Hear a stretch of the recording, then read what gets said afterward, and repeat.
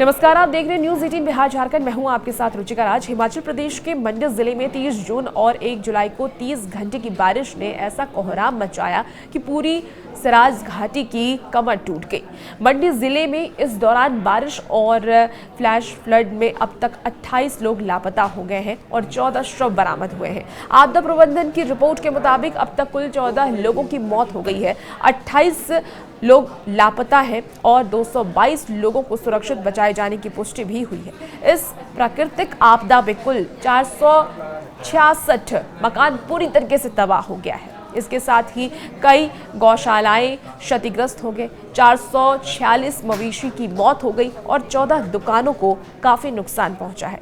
Report ये बताती है कि थुनाग उपमंडल में सबसे ज्यादा तबाही हुई है, जहां कुल 247 मकान, 149 गौशालाएं, 225 पशुओं की मौत हो गई है और 6 पुलों का भी नुकसान हुआ है। इस तरीके से आपको ये जानकारी दे दें कि गोहर में भी 81 मकान तबाह हो गए हैं, 100 गौशालाएं और इसके साथ ही 60 मवेशियों की मौत हो गई है। धर्मपुर में भी इसी तरीके से नुकसान हुआ है, यहाँ एक लोहे का पुल भी बह गया और इसके अलावा करसोग में 98 मकान और 48 गौशालाएं, इसके साथ ही 32 मवेशियों की मौत हो गई है। अलग अलग जगहों पर बारिश से भारी नुकसान हुआ है, कई पुल भी टूट गए हैं, 14 छोटे बड़े पुल टूट गए हैं, इसकी भी जानकारी मिल पा रही है। मंडी जिले में पानी बहाली के प्रयास, जल शक्ति विभाग की ओर से मंडी जिले में आपदा के बाद पेयजल योजनाओं को बहाल करने के लिए लगभग 2000 कर्मचारियों को फील्ड में उतारा गया है। विभागीय अधिकारियों और कर्मचारियों ने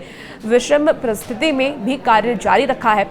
विभाग के प्रयासों से अब तक जिले के कुल 790 प्रभावित पेयजल योजनाओं में से 588 योजना बहाल की जा चुकी है, जबकि शेष 202 योजनाओं पर अभी जो कार्य है वो प्रगति पर है, आगे किया जा रहा है।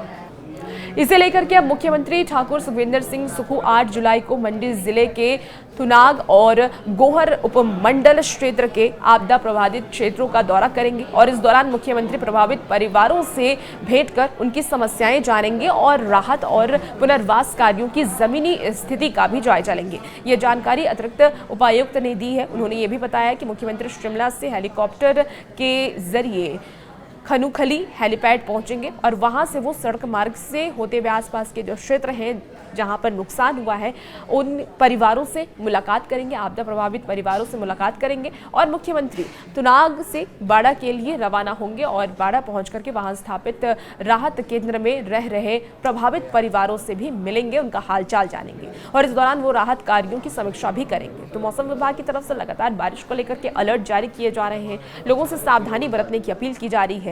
हालांकि बारिश की वजह से जो नुकसान हुआ है उसको लेकर के प्रशासन लगातार अलर्ट मोड पर है और राहत बचाव का कार्य जारी है।